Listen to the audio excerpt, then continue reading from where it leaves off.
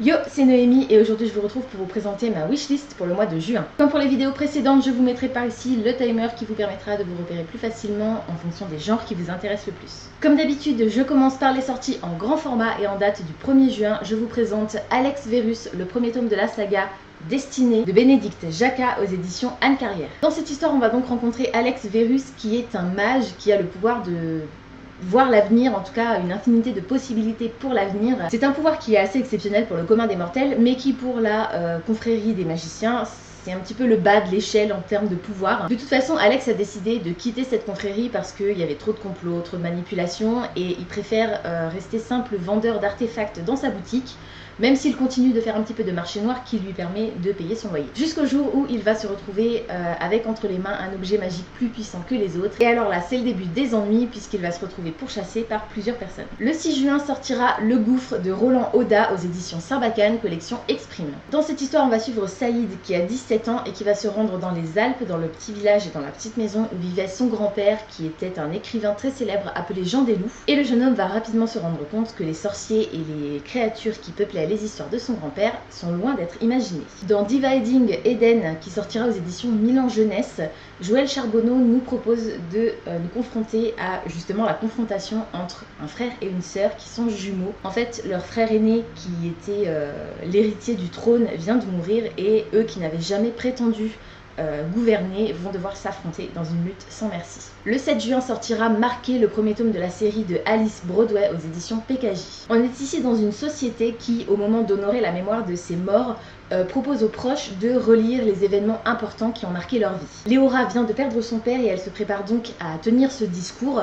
Seulement elle se rend compte à la lecture de ce livre que certains événements ont été modifiés et que certains pans de l'histoire de son père ont carrément disparu. Pire encore, il existe un tatouage qui marque son père comme étant coupable d'un crime.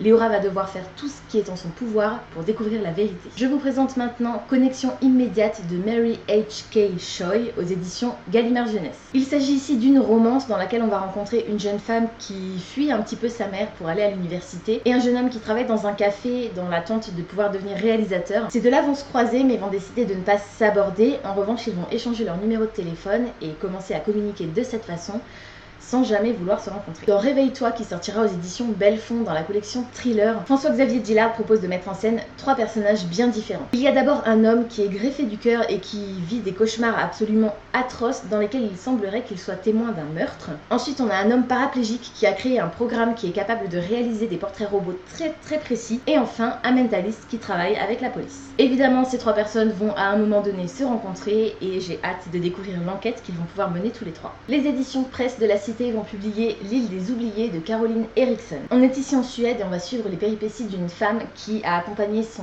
mari et sa fille sur une île. Elle les attend dans la barque pendant que eux se promènent sur l'île et en fait au bout de plusieurs heures, son mari et sa fille ne reviennent pas. Et quand elle va signaler leur disparition à la police, le policier qui va prendre sa déposition va prétendre qu'elle n'a ni mari ni enfant. Dans Corps à corps de Anne-Marie Géniard aux éditions Le Robert, on va suivre un homme qui a une quarantaine d'années et qui a été traumatisé dans son enfance, comme plusieurs autres enfants à l'époque, par une institutrice vraiment horrible. Cette institutrice va mourir dans sa maison de retraite et un capitaine de police va mener l'enquête. Je vous présente maintenant Ton année parfaite de Charlotte Lucas aux éditions Presse de la Cité. Ici on va faire la connaissance de Jonathan qui, suite à un divorce, est un petit peu déprimé et de Anna qui elle au contraire est une éternelle optimiste. Un beau jour, Jonathan va trouver sur son vélo un agenda rempli de mystérieux rendez-vous comme par exemple marcher pieds nus dans l'herbe, dormir à la belle étoile, etc. Pour lui c'est un petit peu n'importe quoi mais finalement il se prend au jeu et il va essayer de se rendre à tous ces rendez-vous. Évidemment ça va le faire changer un petit peu, il va voir la vie autrement, il est de moins en moins déprimé et il est fort possible que Anna ne soit pas pour rien dans cette histoire. Dans l'irrésistible histoire du café Myrtille de Marie Simsès aux éditions 1000, on va rencontrer une femme qui a décidé d'honorer la dernière volonté de sa grand-mère, à savoir retrouver son amour de jeunesse et lui remettre une lettre. On va donc suivre ce personnage principal qui va de mésaventure en mésaventure et surtout qui va découvrir la vérité sur l'histoire de sa grand-mère. Le 11 juin sortira le premier tome de la série Les Gardiens Immortels à l'aube des ténèbres de Diane Duval aux éditions ADA. Je vais vous la faire courte, c'est une histoire de vampire et c'est une romance vampirique. D'après ce que j'ai compris, il y a une jeune femme qui est prof et qui a une vie tout à fait normale, je vais pas dire banale parce que ce serait méchant, mais normale, voilà, une vie classique, jusqu'au jour où elle va sauver un mystérieux inconnu qui n'est autre qu'un vampire et ils vont s'attirer l'un l'autre et blablabla. Mais moi c'est le genre d'histoire que j'adore, alors voilà, c'est chouette que même si c'est du vu et du re-revu, ben, je trouve ça cool que certains auteurs continuent à en écrire parce que j'aime trop ça. Le 13 juin, les éditions J'ai lu pour mon plus grand plaisir vont sortir un recueil de nouvelles de Diana Gabaldon. Ça s'appellera Le Cercle des 7 Pierres et c'est un recueil de nouvelles qui évidemment tourne autour de l'univers d'Outlander. Je vous présente maintenant La vie de A à Z de Debbie Johnson aux éditions Milady. Il me semble qu'il n'y a pas très longtemps, je vous ai présenté un roman qui était un petit peu dans le même genre, c'était quasiment la même histoire. On a en fait deux sœurs qui se sont éloignées au fil des années et à la mort de leur mère, elles vont découvrir, je crois, une lettre ou un carnet dans lequel leur maman a décidé de leur proposer des activités pour que ses filles se rapprochent. Le prince charmant existe, je l'ai inventé, c'est le titre d'un roman de Catherine Monroy que publieront les éditions Pygmalion. On va ici faire la connaissance de Claire qui a 45 ans et qui est une femme tout à fait normale, sans vraiment d'histoire extraordinaire. Seulement pour repousser les avances de son supérieur hiérarchique, elle a décidé de s'inventer un petit ami. Et au fil du temps, ce petit ami va prendre plus de place que prévu. Je vous présente maintenant le premier tome de la série Jacobi de William Ritter aux éditions Bayard, collection jeunesse. Dans cette histoire, on va suivre Abigail qui a 17 ans et qui arrive en Amérique avec des rêves plein la tête. Elle va faire la connaissance de Jacobi qui est un détective médium et qui va lui proposer un emploi et ils vont enquêter tous les deux sur un crime sanglant qui pourrait bien être l'œuvre d'une créature surnaturelle. Le 14 juin sortira Listen to Your Heart de Cathy West aux éditions Hugo Roman, collection New Way. Ici, on va suivre Kate qui est une adolescente assez solitaire et qui n'aime rien tant que justement sa solitude et la tranquillité parce que communiquer avec ses camarades c'est un petit peu compliqué pour elle, jusqu'au jour où sa meilleure amie va la convaincre de rejoindre l'équipe de podcast du lycée. À partir de ce moment-là, Kate va se découvrir une sorte de vocation et elle va répondre aux interrogations de ses camarades, va leur donner des conseils, jusqu'au jour où un mystérieux garçon va appeler l'émission pour faire une déclaration anonyme et à ce moment-là, Kate est persuadée qu'il s'agit de Diego qui craque pour sa meilleure amie. Seulement, il est fort probable que Kate elle-même craque pour Diego. Et la dernière sortie en grand format que j'ai relevée pour ce mois de juin sortira le 22. Il s'agit de Absurditaire de Solène Azelma Sigo aux éditions Rebelle. On est ici dans un futur utopique où les humains vivent dans un monde verdoyant, altruiste, en paix.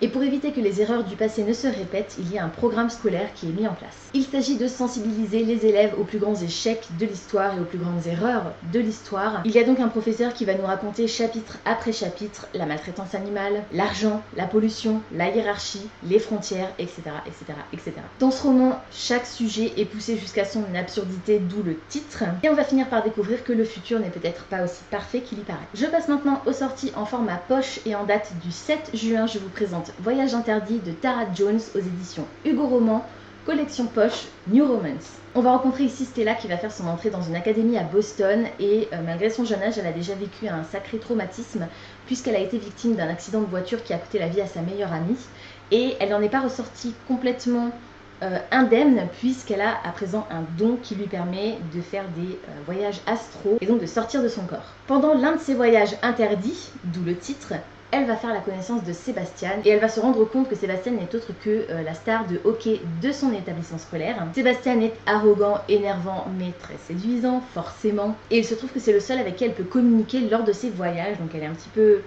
étonnée et du coup les deux personnages vont commencer à apprendre à se connaître évidemment et se rendre compte qu'ils ont plein de points communs et peut-être un futur à vivre ensemble. Le 13 juin sortira Fangirl de Rainbow Rowell aux éditions Castelmore.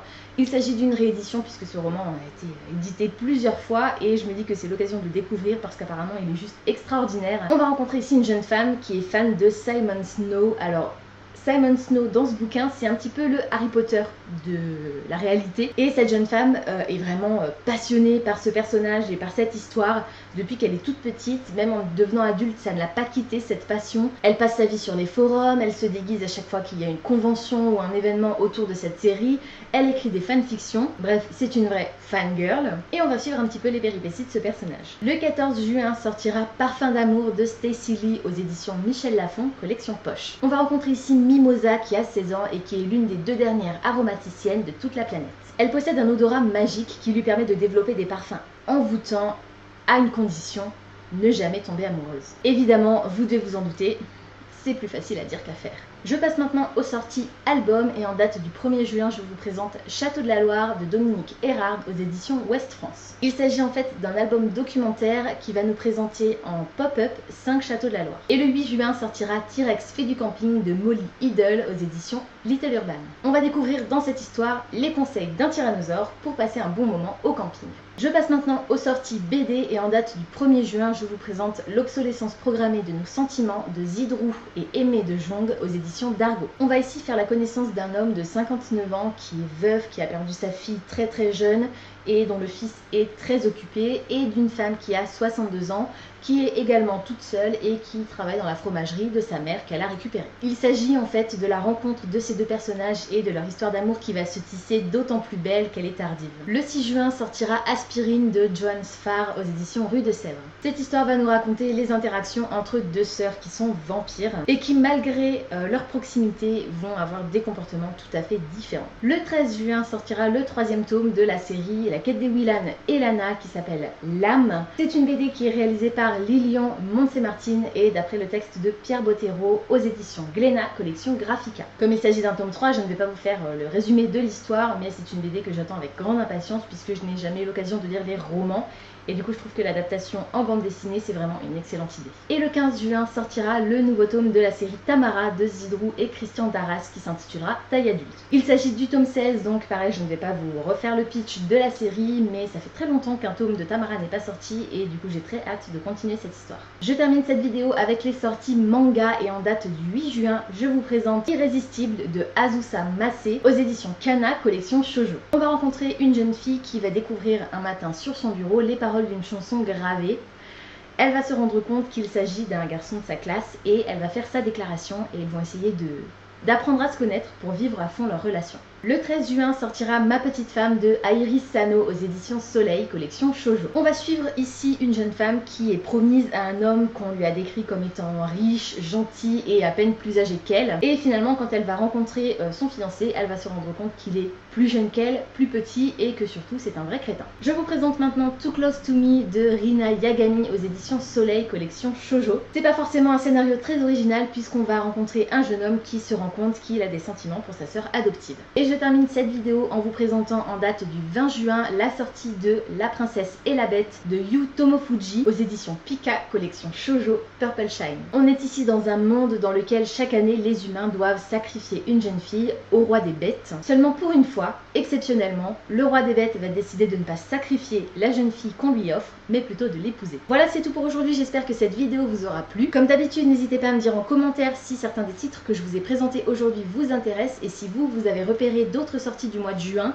que je n'ai pas présentées ici. Pensez à vous abonner à la chaîne, à liker et à partager cette vidéo, ça me fera toujours plaisir. En attendant de vous retrouver, je vous souhaite d'excellentes lectures et je vous dis à très bientôt dans une prochaine vidéo.